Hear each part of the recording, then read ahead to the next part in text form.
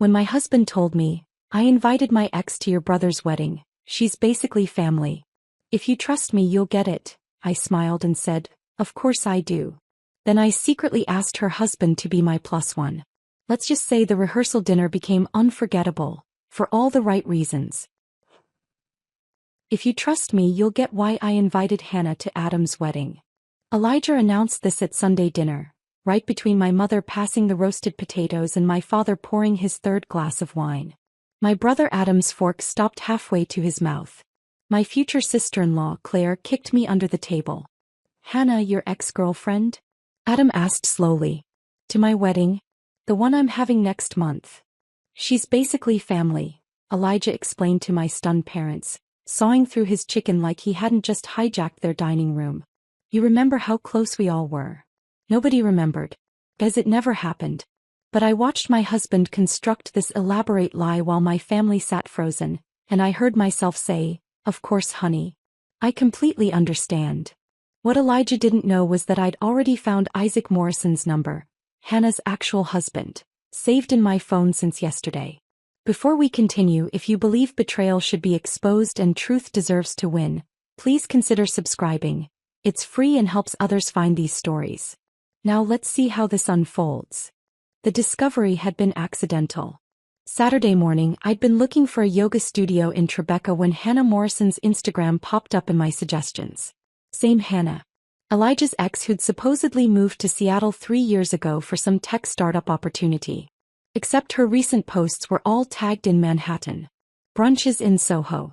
Morning runs in Central Park. And a wedding photo from 2 years ago with a man named Isaac Morrison, real estate developer, with the caption, 2 years with my forever. My mother recovered first, though her smile looked painted on. Hannah, I'm not sure I remember. Of course you do, Elijah interrupted, reaching for more green beans. She helped organize your charity auction that time. The one for the library. My mother had never organized a charity auction. She volunteered at the library's book sales, sure, but nothing fancy enough to need organizing. Yet she nodded slowly, confused but too polite to contradict him in front of everyone. Such a sweet girl, Elijah continued, building his fiction brick by brick. She's been dying to see everyone again. Since she's back in town for business, the timing is perfect. Claire squeezed my knee harder under the table.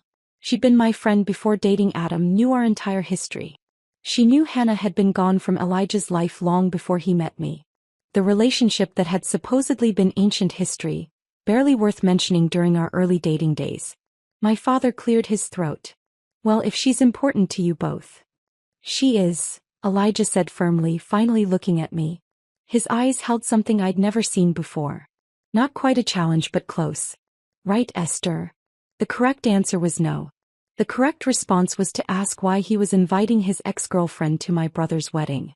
The correct move was to point out the inappropriate nature of this entire conversation. Instead, I smiled and passed him the butter dish. Whatever makes you happy, sweetheart. Adam set down his fork completely. I don't remember meeting any Hannah. You were probably away at college, Elijah said smoothly. Too smoothly. He'd prepared for this conversation, rehearsed these lies. She was around a lot during that time. This was fascinating in its boldness. Adam had gone to Columbia, barely 40 minutes away. He'd been home every other weekend eating these same Sunday dinners. If Hannah had been around a lot, he would have met her. We all knew it. But Elijah kept going, adding details to his fabrication like an artist adding brushstrokes. She knows all the family stories, he said, laughing at some private memory. Remember that time at the shore house? 4th of July. We didn't have a shore house. We'd rented one once 5 years ago, long after Hannah would have exited his life. But my parents exchanged glances, trying to recall a memory that didn't exist while their son-in-law gaslit our entire family over pot roast. The rest of dinner blurred into a performance. Elijah playing the devoted husband, nostalgic about old friendships. My parents confused but accommodating. Adam silently furious but holding back for my sake. Claire, practically vibrating with indignation beside him. And me, the understanding wife, cutting my chicken into smaller and smaller pieces while my husband recruited my family into his deception. After dessert, my mother's famous apple pie that tasted like sawdust in my mouth. Elijah helped clear plates while regaling my father with a story about Hannah's supposed new position at a marketing firm. More lies. According to her LinkedIn, which I'd memorized yesterday, she'd been at the same company for 3 years. In the kitchen, Adam cornered me by the dishwasher. What's going on? I don't know what you mean. Esther. His voice was low, urgent. I've never met this woman. Mom and Dad have never met her. Why is Elijah acting like she's some family friend? I focused on scraping plates, avoiding his eyes. Maybe you just don't remember. Stop. He grabbed my wrist gently. This is me. Tell me what's happening. Claire appeared in the doorway, standing guard. Through the dining room, I could hear Elijah laughing at something my father said. The sound made my skin crawl. I can't, I whispered. Not yet. Just trust me, okay? And act normal about Hannah coming to the wedding. Adam's face went through several expressions before landing on concern. Esther. Please. I'm handling it. He wanted to argue, I could see it. My baby brother who'd protected me from playground bullies and bad boyfriends, who'd vetted Elijah thoroughly before approving of our engagement. But something in my face made him step back. Hey. But if you need anything. I know. The ride home was silent except for Elijah humming along to jazz on the radio. His hand rested on my thigh, possessive and familiar. 4 years of marriage reduced to this performance. Both of us pretending everything was fine while secrets multiplied between us like cancer cells. At a red light, he squeezed my knee. Thank you for being so understanding about Hannah. I knew you would be. You're not the jealous type. The jealous type. As if betrayal was about jealousy rather than deception. As if inviting your ex-girlfriend to a family wedding was normal behavior for secure couples. When did she get back to New York? I asked, keeping my voice casual. Few months ago, maybe? His hand tightened slightly on my leg. Haven't kept close track. Another lie. Her Instagram showed she'd never left.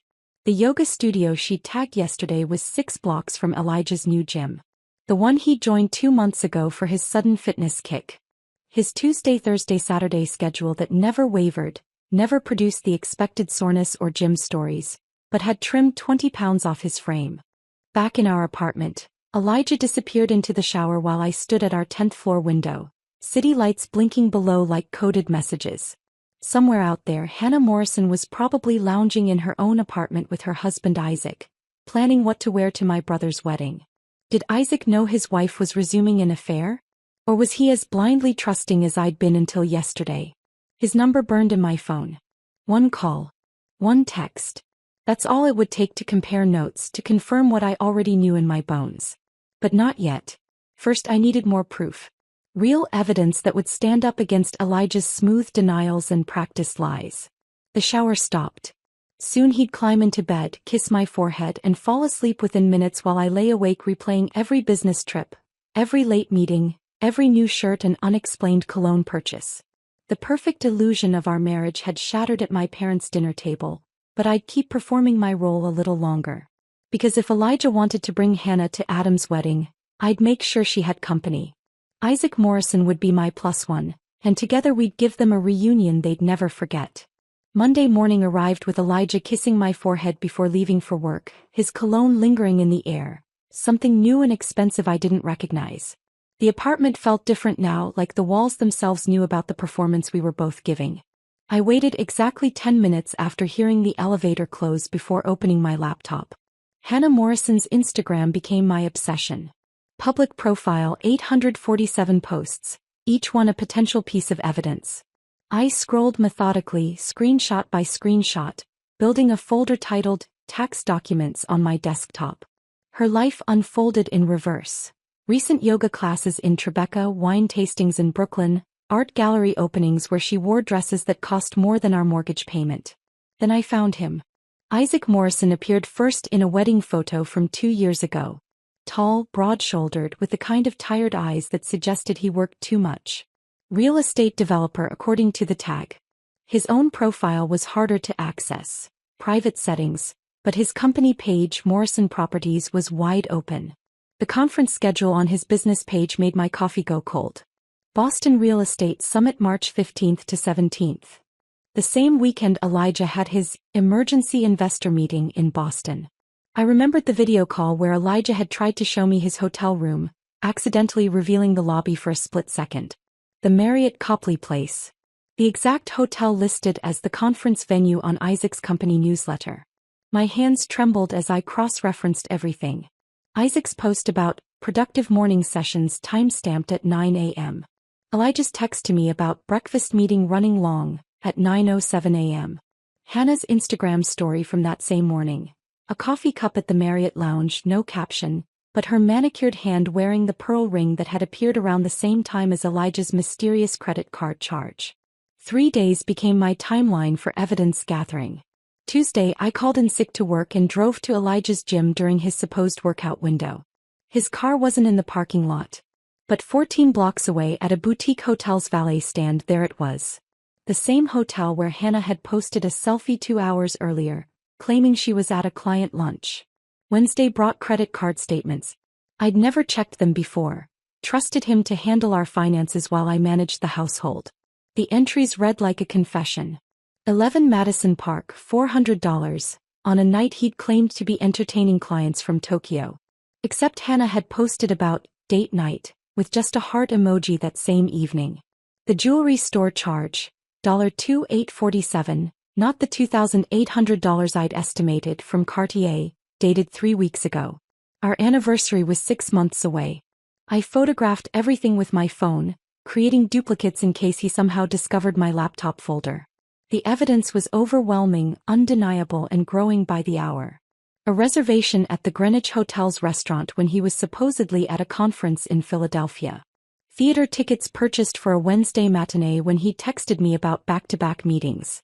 A lingerie store charge that certainly hadn't produced anything in my drawer.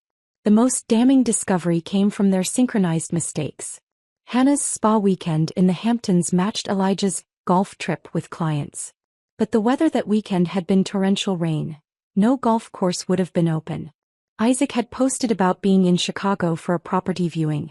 For people, 2 affairs, one massive web of lies that they'd maintained for God knows how long. Thursday evening shattered any remaining doubt. Adam called while I was staring at spreadsheets of evidence, his voice tight with confusion. Esther, what's going on with Elijah? He's called me 3 times about the seating chart. I closed my laptop, pressing the phone closer to my ear. What about it? He keeps insisting Hannah needs a table with a good view of the ceremony. He actually suggested moving Aunt Patricia to accommodate her. Aunt Patricia, who's 93 and Dad's favorite sister. My brother's frustration bled through the phone. He'd never particularly warmed to Elijah.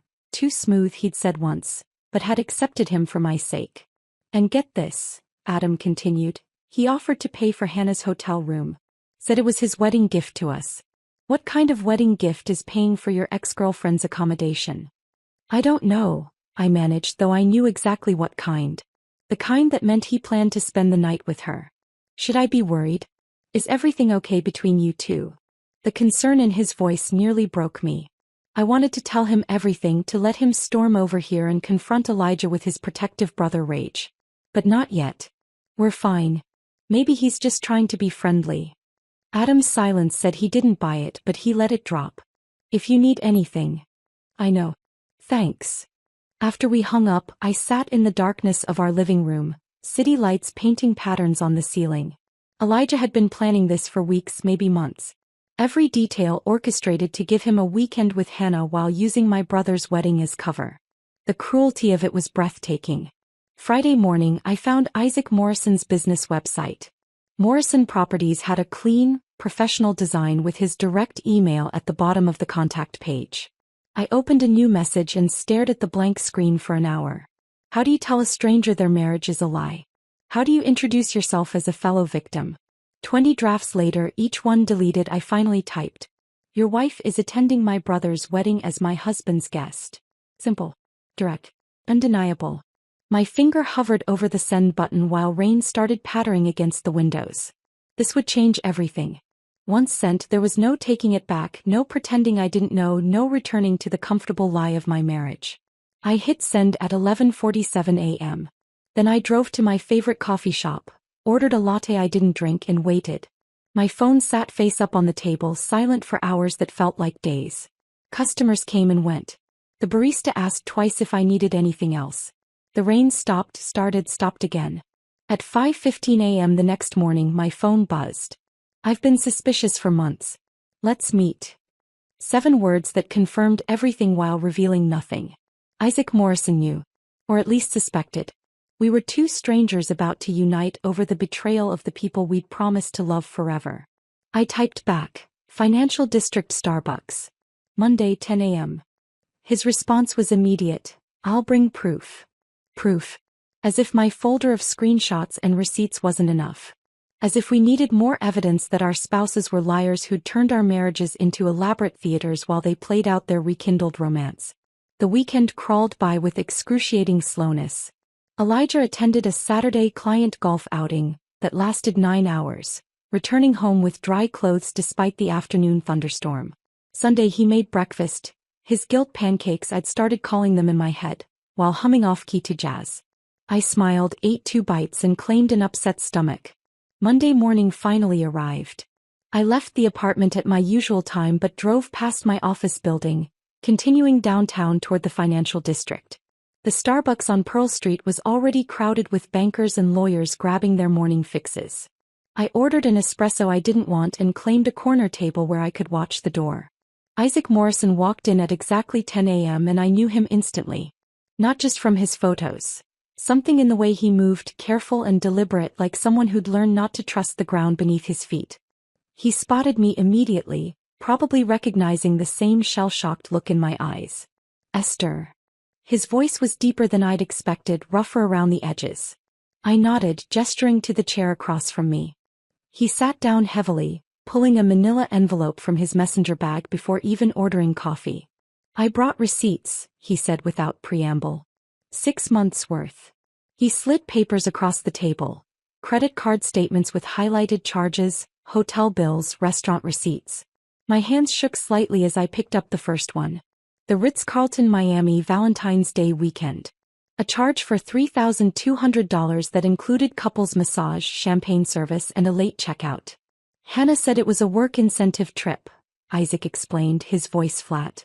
Top performers at her company. Except I called her company. They don't do incentive trips. Haven't in 3 years due to budget cuts. The next receipt was from 11 Madison Park. $400 for dinner for 2, the same night Elijah claimed to be entertaining Tokyo clients. This was their anniversary dinner, Isaac said, pointing to the date. The anniversary of when they first started dating in college. She celebrates it every year. Used to drag me to some fancy place, but this year she said she was working late. I pulled out my phone, showing him my own evidence folder. Elijah's calendar has fake meetings with the Thompson account every Tuesday and Thursday. I called Thompson's secretary. Those meetings never existed. Isaac laughed. A harsh, broken sound. Hannah has him saved in her phone as Pilates instructor. Found that out when her actual Pilates instructor called about a scheduling change and I got confused. We spent the next hour creating a timeline on coffee shop napkins, mapping out the elaborate choreography of deception. Every business trip aligned with a conference. Every late night matched a work emergency. Every weekend apart had been carefully orchestrated. Miami conference, I wrote, drawing an arrow to Isaac's cruise receipt. Boston summit, he added, connecting it to my hotel charge. Golf weekend, I scribbled, linking it to Hannah's spa retreat Instagram posts. The pattern was so clear, so obvious once we laid it out. They'd been carrying on for at least 6 months, possibly longer. The recent intensity, Elijah's new clothes, Hannah's jewelry, suggested things were escalating. The wedding, Isaac said suddenly, staring at our makeshift timeline. Your brother's wedding. They're planning something. I nodded, sipping espresso that had gone cold. Elijah's been obsessing over the seating arrangements. Wants Hannah at the family table with the best view. Hannah bought a dress. $3,000 from Bergdorf's. Told me it was for her company gala, but I checked. There's no gala scheduled. We sat in silence for a moment, surrounded by the morning rush of the financial district, 2 strangers united by the implosion of our marriages. What do you want to do? Isaac asked finally. What do you mean? We could confront them privately. Pack their stuff, change the locks, serve papers. Clean and simple. I thought about it. The civilized route. The mature response. The path that would minimize drama and preserve dignity. Then I remembered Elijah at my parents' dinner table, lying to my family's faces, recruiting them into his deception. Or, I prompted. Isaac leaned back, a ghost of a smile crossing his face. Or we could give them exactly what they want. A wedding together. Just not the way they planned it. You mean? I come as your plus one. You're already invited, obviously. They walk in expecting their secret rendezvous and instead find us together. Public accountability. No room for denial or gaslighting. The idea was insane. Petty. Potentially explosive. It was also perfect. They'd be completely blindsided, I said slowly, warming to the concept. In front of your entire family. Their lies exposed with witnesses. We ordered another round of coffee. Real coffee this time, not props for our heavy conversation, and refined the plan. Isaac would arrive separately after Elijah and Hannah were already there. We'd time it perfectly for maximum impact. No violence, no screaming, just the quiet devastation of truth delivered in evening wear. Are you sure about this? Isaac asked as we prepared to leave. Once we do this, there's no going back. Our marriages are over. They're already over, I replied, surprised by my own certainty. We're just the last to know. That evening, I sat in my car outside our apartment building for a full hour. Through the 10th floor windows, I could see shadows moving. Elijah home from work, probably making dinner, playing the devoted husband while texting Hannah about their upcoming weekend. My phone rang. I'm sitting outside my house, he said without greeting. Hannah's inside making dinner. Acting completely normal. Kissed me when I got home like she didn't spend Valentine's Day in Miami with your husband. Are we really doing this? I heard him exhale slowly. I keep thinking maybe I'm wrong. Maybe there's an explanation. Maybe we're misreading everything. The receipts don't lie, Isaac. No, he agreed quietly. They don't. We stayed on the phone, two people sitting in separate cars, watching the windows of our fraudulent lives, drawing strength from shared devastation. Living this lie is killing me, I admitted. Every morning I make his coffee and pretend I don't know. Every night I sleep next to him and wonder if he's dreaming about her. Last night Hannah told me she loved me, Isaac said. While wearing the earrings I now know he bought her. How do they compartmentalize like that? I don't know. I don't understand any of it. Me neither. He paused. But I'd rather burn it all down than keep pretending. Even if we end up alone? We're already alone, Esther. We're just sharing beds with strangers who happen to be lying to us. He was right. The loneliness of deception was worse than the prospect of actual solitude. At least alone I'd have my dignity. My truth. My self-respect. Saturday's rehearsal dinner, I said. Lou Bernardine at 7. I'll be there at 7:30. Give them time to get comfortable. Isaac, what if we're making a huge mistake? His laugh was soft, almost gentle. Then at least it'll be our mistake, not theirs. After we hung up, I sat for another moment watching Elijah's shadow pass by the window. In 5 days, everything would change. The comfortable lie would shatter, replaced by whatever came after truth. It was terrifying. It was necessary. It was time. I walked into the apartment, legs still shaky from sitting in the car so long, to find Elijah in the kitchen with an apron on. Something I hadn't seen in 2 years. The smell of garlic and rosemary filled the space. He was making chicken piccata, my favorite, the dish he'd cooked on our third date when I knew I was falling for him. Perfect timing, he said, not looking up from the pan. Dinner's almost ready. Open that Pinot Grigio in the fridge. Tuesday. 5 days until the rehearsal dinner, and suddenly my husband had transformed into a character from a romantic movie. I uncorked the wine with steady hands, though inside I was screaming. This was guilt cooking. Every herb, every perfectly placed caper was an attempt to balance some internal scale. What's the occasion? I asked, handing him a glass. Does there have to be an occasion to cook for my beautiful wife? The word, beautiful, stuck in my throat. He hadn't called me that in months. Now, with Hannah's arrival imminent, I was suddenly visible again. Wednesday brought flowers. Not just any flowers. Peonies. Soft pink peonies from the expensive florist on Madison Avenue, the kind that cost $30 per stem. He'd forgotten my birthday last year, but now, 3 days before he planned to spend a wedding weekend with his ex, He remembered my favorite flower. Saw them and thought of you, he said, kissing my cheek while I arranged them in water. His lips felt like a brand, marking me as the fool who didn't know. That afternoon while he was at his supposed gym session, I went shopping. Not browsing, hunting. I needed armor for Saturday night, something that would make me feel powerful when my world exploded. The third store had it. An emerald green dress that hugged without clinging, sophisticated with an edge of danger. The color matched the earrings Elijah had given me on our first anniversary, back when his gifts were still for me. The saleswoman held up a mirror as I turned. Special occasion? You could say that. A funeral of sorts. She laughed, thinking I was joking. I bought the dress and shoes to match, heels high enough to look him in the eye when everything fell apart. Thursday, Elijah offered a foot massage after dinner. He pulled my feet into his lap while we watched TV, his thumbs working the arches with practiced pressure. His phone buzzed every few minutes on the side table. Each time his hands would pause, his eyes would flick to the screen, but he didn't pick it up. The restraint must have been killing him. Who keeps texting? I asked innocently. Just work stuff. Johnson's being demanding about the quarterly reports. Johnson was his supervisor who'd been on vacation in Bermuda all week, according to the out-of-office reply I'd gotten when I tested Elijah's lie by emailing about a fictional dinner party. I took a photo of him massaging my feet, his wedding ring visible, the TV showing the timestamp. I sent it to Isaac with the caption, "The guilt is strong tonight. Hannah must be getting excited." Isaac replied immediately, "Hannah just spent an hour on the phone with her friend in the bathroom." I could hear her giggling. Friday morning changed everything. I was making breakfast when Elijah emerged from the bedroom in his best casual outfit. The jeans that made him look 10 years younger, the polo that brought out his eyes.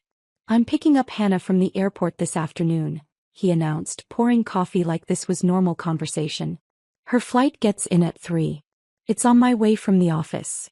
The airport was 40 minutes in the opposite direction from his office. "That's nice of you," I managed, flipping pancakes I wouldn't eat. "Well, she doesn't know the city anymore." Another lie. According to her Instagram, she'd been at a wine bar in Soho just last night. I'll probably show her around a bit, help her get settled at her hotel. Which hotel? The Marriott in Times Square. I nodded, knowing Isaac had already confirmed she'd booked a room at the St. Regis, where Elijah coincidentally had a mysterious charge on our credit card. He spent 20 minutes styling his hair, something he hadn't done since our dating days. Applied cologne in 3 places, wrists, neck and chest. I watched from the doorway as he checked himself in the mirror, adjusting and readjusting his collar. "You look nice," I said. He startled, not having noticed me watching. "Just want to look presentable for the wedding weekend." "It's Friday. The wedding's tomorrow." "Right, but there's the welcome drinks tonight." There were no welcome drinks. Adam and Claire were having a quiet family dinner. After he left, I photographed his cologne collection, 3 new bottles in the past 2 months. Documented the receipt for a haircut at a salon that cost $150. Found the shopping bag from Nordstrom hidden in his closet with tags for clothes he hadn't worn yet, saving them for tomorrow. I met Isaac at a park in Battery City at noon. He looked exhausted, wearing sunglasses despite the overcast sky. "Hannah asked me to help her pack last night," he said without preamble. "Wanted my opinion on outfits. She tried on the Versace dress and asked if it made her look fat. The dress she bought to seduce your husband, and she wanted my opinion. Elijah ironed 5 shirts this morning. Then chose the one that Hannah complimented once 3 months ago on his Instagram. We sat on a bench watching tourists take photos, both of us living in houses that had become crime scenes. Are we ready for tomorrow?" Isaac asked. "My dress is hanging in the guest room closet. Shoes are polished. I have our story straight. We met through professional networking when you were looking for office space near my company. Hannah mentioned the rehearsal dinner 12 times yesterday. She's been dieting for 3 weeks for this. Elijah got a teeth whitening treatment on Monday." We looked at each other and laughed. Not happy laughter, but the kind that comes when crying would take too much energy. 7:30 tomorrow, Isaac confirmed, checking his watch. "I'll wait in the lobby until I see them go in, then give it 5 minutes. They'll be at the family table near the front. My parents insist on being close to the podium for speeches. Perfect view for everyone to see their faces when I walk in." We shook hands, formal like business partners closing a deal. In a way we were. A deal to end the charade, to stop pretending we didn't know our spouses were liars who'd turned our marriages into theater. Isaac. I called as he started to walk away. What if they try to explain? What if they have some story that makes sense? He turned back, removing his sunglasses so I could see his eyes. Tired, sad, but absolutely certain. There's no story that explains 6 months of receipts, Esther. No explanation that justifies the lies, the planning, the calculated deception. They made their choice every single day for months. Tomorrow we're just showing them we know. He was right. Tomorrow would be devastating, but it would also be honest. For the first time in months, maybe years, everyone would see the truth. Saturday arrived with the kind of bright, cloudless sky that seemed to mock the storm brewing inside me. The Waldorf Astoria lobby buzzed with wedding guests, and I stood near the check-in desk watching relatives arrive, each one requiring a performance of normalcy I wasn't sure I could maintain. Esther, darling. Aunt Margaret swooped in, her pearls catching the chandelier light. Where's that handsome husband of yours? Getting someone from the airport, I said, accepting her powdered cheek kiss. An old friend. Elijah appeared moments later, his hand finding the small of my back with practiced intimacy. The touch burned through my dress fabric. He'd changed into his new suit, the Tom Ford he'd hidden in the closet, and his teeth were blindingly white when he smiled at my aunt. Margaret, you look 20 years younger, he charmed, and she actually giggled. This was Elijah at his best, deploying compliments like currency, purchasing goodwill he'd soon need. His phone vibrated against my hip where he kept it in his pocket. He didn't check it, but his fingers tightened slightly on my waist. Hannah texting probably. Confirming their plans while he stood here playing devoted husband. Such a lovely hotel, Aunt Margaret continued. Perfect for Adam's big day. Speaking of which, where is your brother? Probably having a nervous breakdown, I said, watching Elijah's jaw tense. He hated when I mentioned Adam's anxiety about the wedding details. It reminded him that this was my brother's day, not his romantic rendezvous. More relatives arrived in waves. Cousins from Boston, my father's business partner, Claire's extended family from Connecticut. Elijah worked the room like a politician, shaking hands and remembering names while checking his phone every time he thought I wasn't looking. His tie had been adjusted so many times that the knot was starting to look crooked. My mother appeared at my elbow during a lull, elegant in her pearl gray dress. Elijah seems nervous, she observed, watching him laugh too loudly at my uncle's golf joke. Is everything all right? He's just excited about the wedding, I said, the truth burning my tongue. He keeps asking about the seating arrangements. Wanted to make sure someone named Hannah has a good view. Do we know a Hannah? Before I could answer, Adam materialized in the corridor, still in jeans and a t-shirt despite the rehearsal dinner being hours away. He grabbed my arm, steering me toward a quiet alcove near the elevators. We need to talk, he said, his voice tight. Elijah just cornered me again. He's obsessed with this Hannah person. Offered me $500 to move her to the main family table. 500. Cash. Had it ready in an envelope. What the hell is going on, Esther? I looked at my baby brother, 6'2" now but still the kid who'd defended me from playground bullies. His wedding day was tomorrow, and here was my husband trying to hijack it for his affair. Trust me, I said, squeezing his hand. Please. Just get through tonight and I promise everything will make sense. Esther. It'll be a story you'll tell your grandchildren. The most memorable rehearsal dinner in family history. He searched my face, seeing something there that made him step back.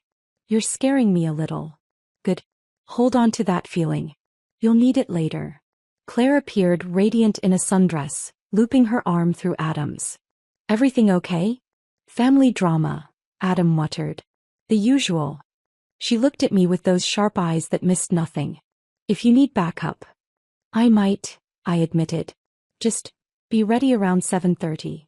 Back in my hotel room at 5 p.m., I stood before the mirror in my underwear, the emerald dress hanging on the bathroom door like a promise.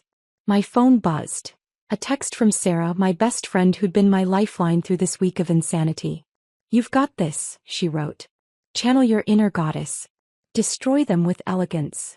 The makeup went on like war paint. Foundation smooth as armor, eyeliner sharp as weapons. My hand stayed steady despite the earthquake in my chest. This was happening. In 2 hours the lie would die and whatever came after would at least be real. At 6:45 I zipped up the dress, the emerald fabric transforming me into someone I barely recognized. Someone powerful, dangerous, ready. My phone lit up with Isaac's message. In position in the lobby. Hannah just posted an Instagram story from her Uber. She's wearing the Versace. Elijah left 10 minutes ago to get her, I replied. See you on the other side. One last look in the mirror. The woman staring back wasn't the trusting wife who'd smiled through Sunday dinner lies. This was someone else. Someone who'd gathered receipts like weapons and chosen truth over comfortable fiction. The elevator ride felt endless. Each floor counting down to detonation. The lobby was quieter now, most guests already heading to dinner or getting ready in their rooms. I walked through like a ghost, heels clicking on marble, several heads turning to track my progress. The emerald dress was doing its job. Lou Bernardine's private dining room glowed with soft light and fresh flowers. My parents were already there, arranging place cards with the obsessive attention to detail that made them perfect party hosts. My mother looked up, her face brightening. Darling, you look stunning. That dress. Thanks, Mom. I picked up a place card with Hannah's name, noting its position at the family table, exactly where Elijah had paid to put it. Everything's perfect. The champagne flute someone pressed into my hand remained untouched. I couldn't risk alcohol, not tonight. I needed every brain cell firing, every reaction under control. 7:05. Cousins started arriving. Claire's parents. My father's brother from Philadelphia. I made small talk about tomorrow's weather forecast, about Adam's nervousness, about anything except the bomb about to explode in this beautiful room. 7:10. My phone vibrated. Isaac. They just walked in together. His hand is on her back. They're laughing. I typed back with steady fingers, incoming. Then I positioned myself with a clear view of the entrance, champagne prop in hand, smile fixed in place. The avalanche was rolling now, gravity pulling it toward impact, and there was no force on earth that could stop it. The door opened. Elijah walked in first, his face glowing with the particular happiness of a man who thought he was getting away with everything. Behind him, Hannah in her Versace dress, blonde hair cascading over bare shoulders, looking exactly like the kind of woman men destroyed marriages for. They moved through the room like a couple, her hand brushing his arm, him guiding her with subtle touches that anyone watching would recognize as intimate. My mother noticed. I saw her face shift from welcome to confusion. My father's eyes narrowed.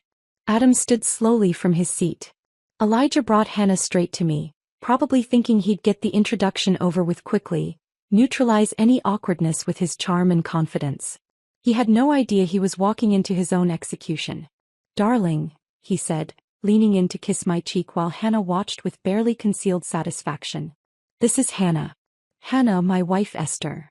So lovely to finally meet you, Hannah purred, extending a manicured hand. Elijah's told me so much about you. I took her hand, noting the pearl bracelet that matched the earrings Elijah had bought, completing the set. Has he? How interesting, since he's told me almost nothing about you. The door opened again. Isaac walked in like he owned the room. 6'3" in a charcoal suit that made him look like a man who'd come to collect a debt.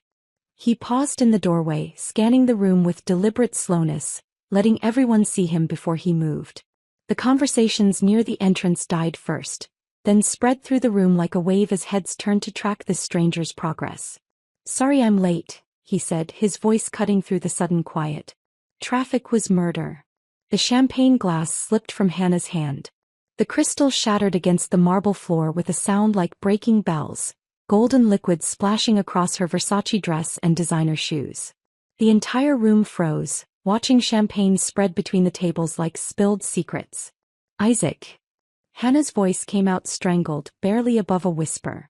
Her face had gone the color of old paper, all that carefully applied makeup suddenly standing out against bloodless skin. Elijah jumped up so fast his chair screeched against the floor. You weren't invited. This is a private event. Actually, I said, standing slowly, smoothing my emerald dress with deliberate calm, he's my +1. Isaac, honey, come sit. You're right next to me. The word honey landed like a grenade. My mother's hand flew to her throat. Adam's mouth fell open. Claire pulled out her phone and I saw the red recording light appear. "What's going on?" my father demanded, his voice carrying the authority of someone who'd built a business from nothing and didn't tolerate nonsense. Isaac walked through the wreckage of the champagne glass, his shoes crunching on crystal shards. "What's going on is that my wife and your son-in-law have been having an affair for at least 6 months. He pulled out his phone, swiping through screens with practiced efficiency. "Should I start with the Miami cruise she said was a work incentive? Or the Boston conference where they shared a room at the Marriott?" We didn't," Hannah stammered, trying to stand, but her heel caught in her wet dress hem. "Save it," Isaac said, his voice flat and terrible. "I have receipts. Credit card statements. Text messages where you saved his number as Pilates instructor." "Really, Hannah? Pilates?" Elijah's face cycled through emotions, shock, anger, calculation, before settling on denial. "This is ridiculous. Hannah and I are old friends. Esther knows that. She understands." "I understand plenty," I interrupted, pulling my own phone from my clutch. "Like how your Thompson account meetings never existed." Thompson's secretary confirmed that when I called every Tuesday and Thursday for 6 months, you were in fake meetings.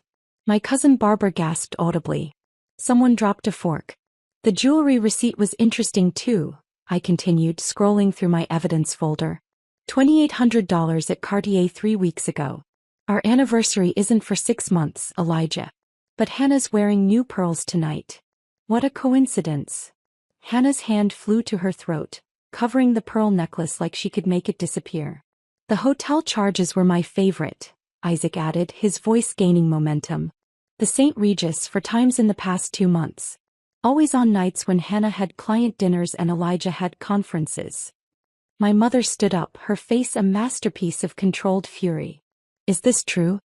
Have you been carrying on with this woman while married to my daughter?" Elijah tried his charm one more time, spreading his hands in a gesture of innocence. "This is all being blown out of proportion. Hannah needed support during a difficult time. I was being a friend." "A friend doesn't buy lingerie," Isaac said quietly, and the room went completely silent.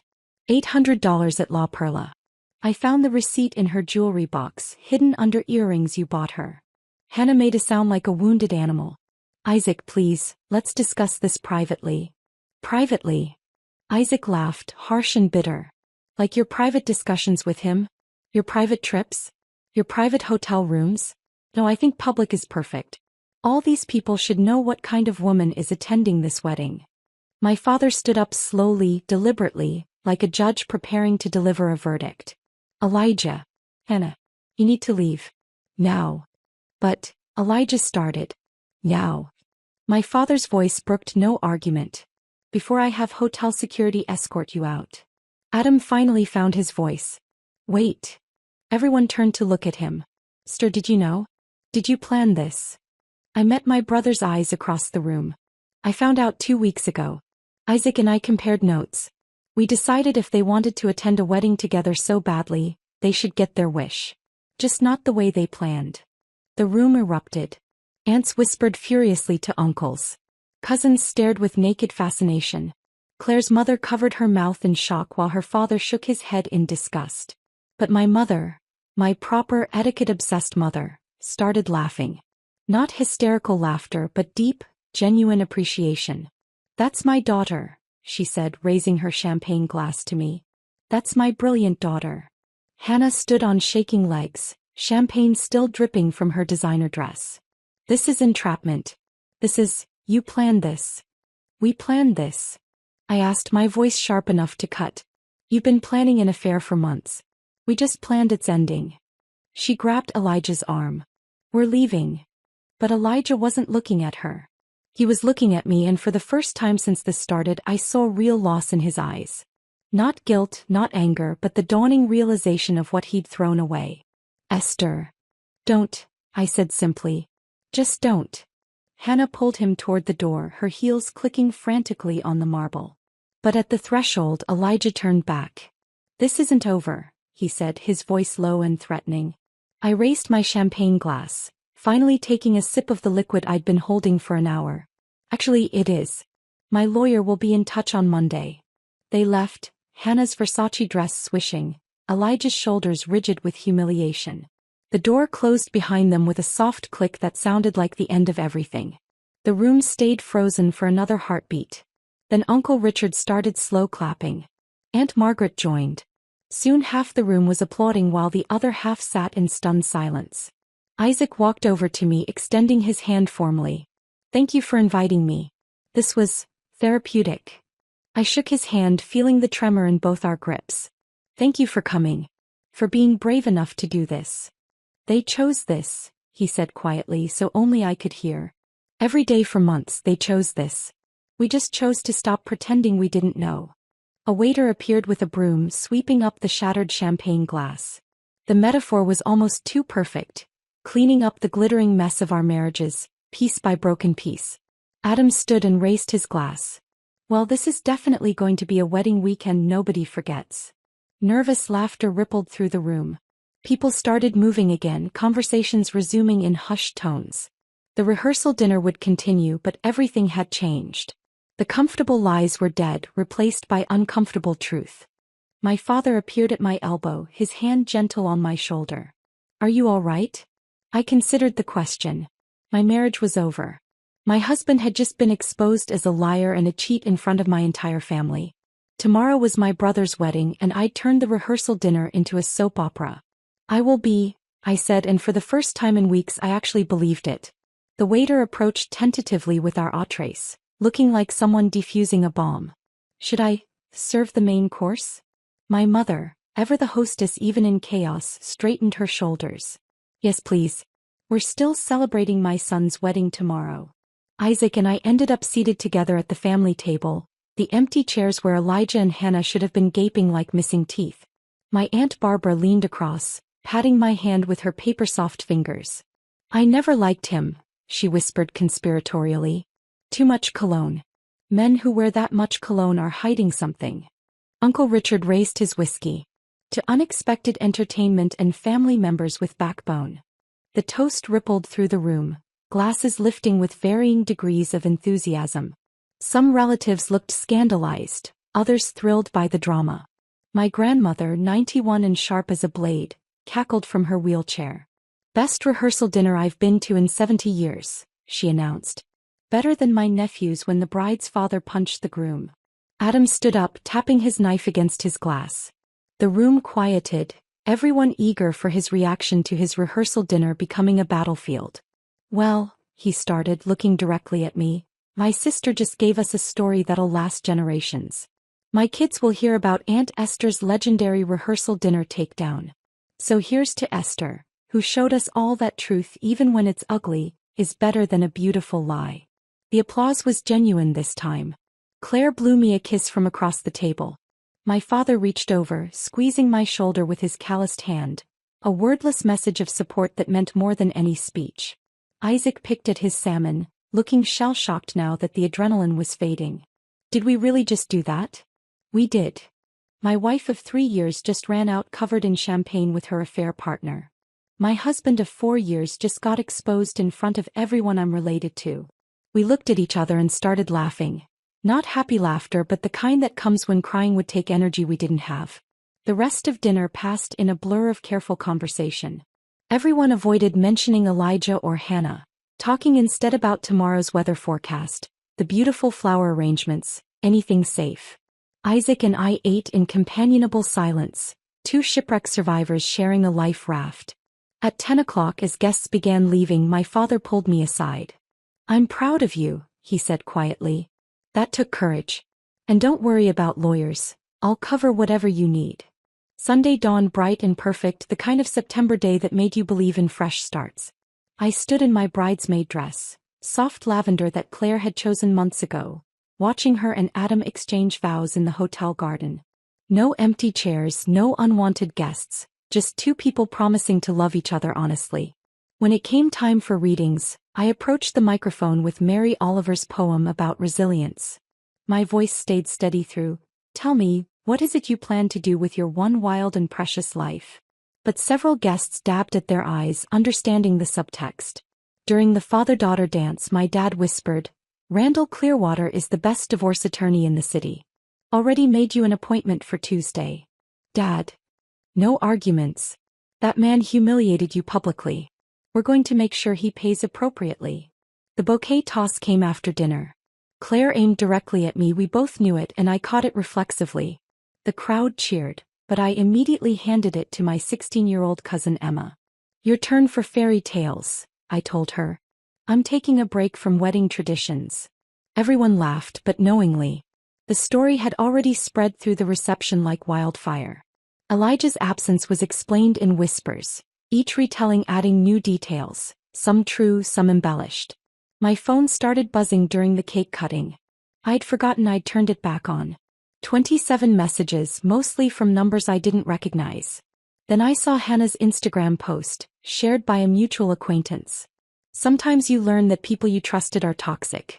When someone's ex-spouse can't let go and creates elaborate scenes to embarrass you, it shows their true character. Rising above the negativity and focusing on my truth. The audacity was breathtaking. She was trying to flip the narrative, paint herself as the victim of a jealous ex-spouse. The comments were initially supportive, friends who didn't know better offering heart emojis and sympathetic words. Then Isaac struck back. He posted a simple timeline on his Facebook, tagged enough mutual connections to ensure visibility. February 14th, Hannah at work retreat, / receipt from Miami Ritz-Carlton for two. March 15th to 17th. Hannah at conference / Boston hotel charges matching Elijah's stay. April 22nd. Hannah buying work clothes / lingerie store receipt for $800. May 10th. Hannah at client dinner / reservation for 2 at 11 Madison Park. He ended with, receipts don't lie. People do. Within an hour Hannah's post disappeared. The comments on Isaac's timeline exploded. Friends expressing shock, choosing sides, sharing their own suspicions. Someone from Hannah's company commented that there hadn't been a work retreat in February. Another mentioned seeing her at a restaurant with a man who wasn't Isaac. By Monday morning Elijah had texted 18 times. I didn't read them, just screenshot them for the lawyer. His sister called, then his mother, both leaving voicemails about working things out, and not throwing away a marriage over a misunderstanding. A misunderstanding. 6 months of calculated deception reduced to a misunderstanding. Sarah came over Monday evening with wine and packing boxes. We're erasing him, she announced. Every trace. We went through the apartment methodically. His clothes into boxes labeled with the dates of his fake meetings. Thompson account February 10th, golf weekend March 3rd. His toiletries, his books, his collection of vintage watches he'd spent our savings on. 4 years of marriage fit into 12 boxes. You want to keep anything? Sarah asked, holding up our wedding album. I took it, flipped through once. There we were, young and stupid and believing in forever. Then handed it back. Ship it to his mother. She paid for the photographer. Tuesday brought lawyers, Wednesday brought apartment hunting, Thursday brought paperwork that made my marriage look like a business dissolution. Elijah had already moved to a studio in Queens, according to his attorney. Hannah's startup mysteriously lost 2 major investors who'd heard about the scandal through New York's impossibly small professional network. Friends crawled out of the woodwork with their suspicions. I always thought something was off, became the chorus. The way he looked at his phone. How he never included you in work events. That time I saw him at a restaurant when he said he was traveling. None of them had said anything before. Funny how clarity only comes after the explosion. 3 months passed in a blur of paperwork and empty evenings. Then Tuesday arrived with an innocuous manila envelope from Clearwater and Associates. The divorce papers finally ready for signatures. I sat at my kitchen table, my table now, not ours, and pulled out the Mont Blanc pen Elijah had given me for our 2nd anniversary. The irony wasn't lost on me as I signed my married name away with his gift. Each signature felt like shedding skin. Esther Blackwood dissolving back into Esther Carver. The woman I'd been before I'd believed in forever with someone who treated marriage like a convenience. I texted Isaac, papers signed. Meet for coffee. Pearl Street Starbucks in an hour. We need to celebrate. He was already there when I arrived, 2 lattes waiting. He looked different, lighter somehow, like gravity had loosened its grip. His wedding ring was gone, leaving a pale indent on his finger that would fade with time. To freedom, he said, raising his paper cup. To surviving, I countered. We clinked cups and laughed at the absurdity of toasting with coffee shop lattes to the end of our marriages. Did you hear about Elijah? Isaac asked, scrolling through his phone. LinkedIn says he's seeking new opportunities. Translation: fired. The partners at Elijah's firm had apparently taken a dim view of the scandal. Something about reputation and professional conduct.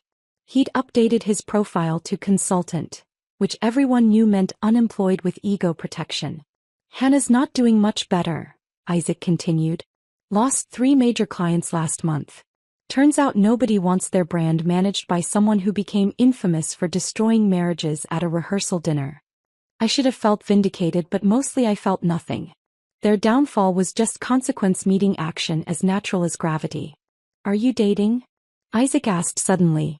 Random question much? I met someone. Catherine. She's a pediatrician at Mount Sinai.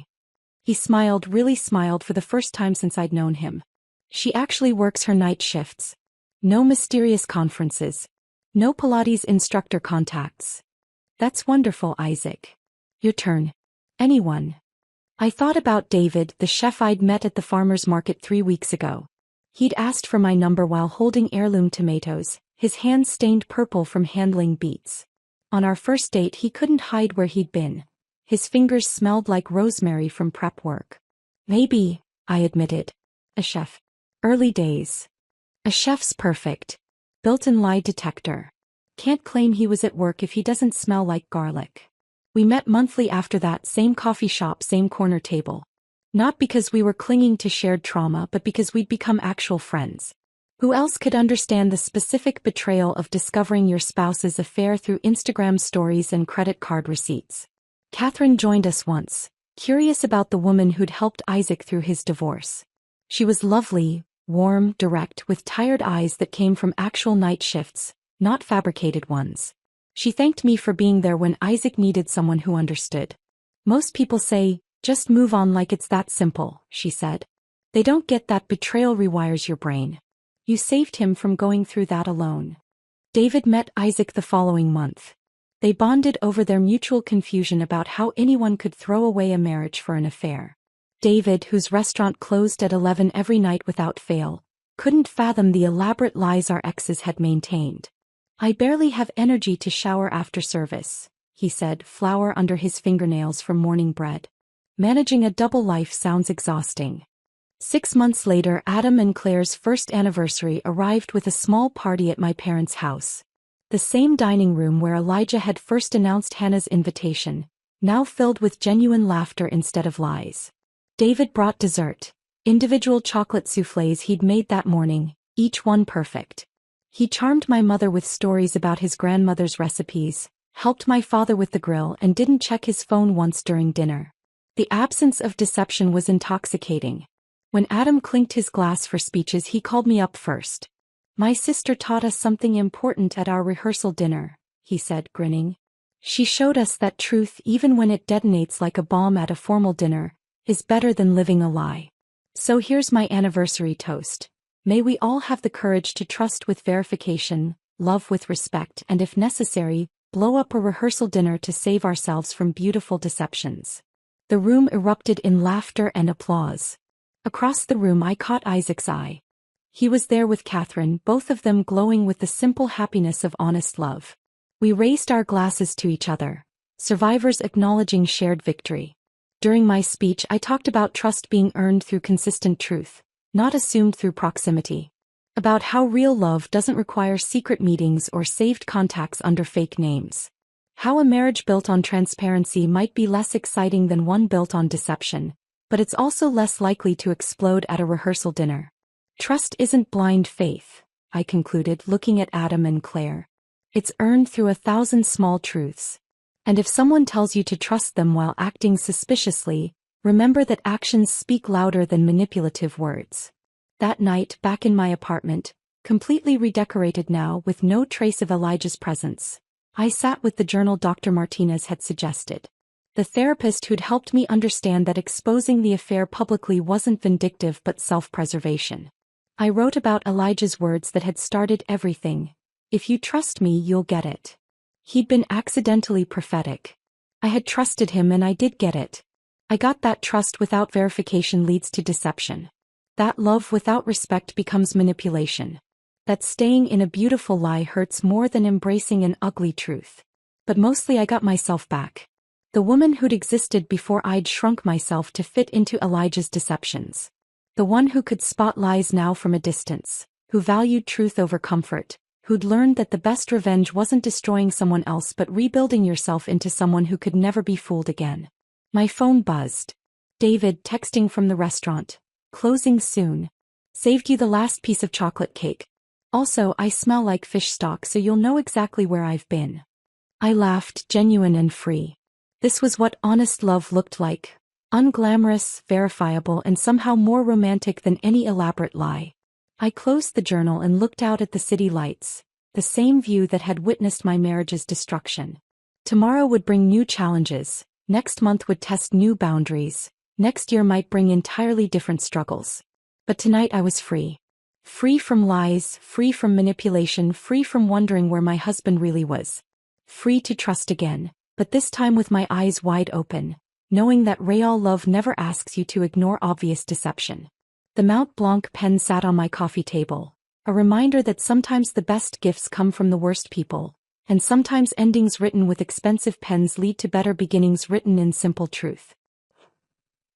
If this story of betrayal and brilliant revenge left you speechless, hit that like button right now. My favorite part was when Isaac walked into that rehearsal dinner and Hannah's champagne glass shattered on the floor. What was your favorite moment? Drop it in the comments below. Don't miss more jaw-dropping stories like this. Subscribe and hit that notification bell so you never miss an upload.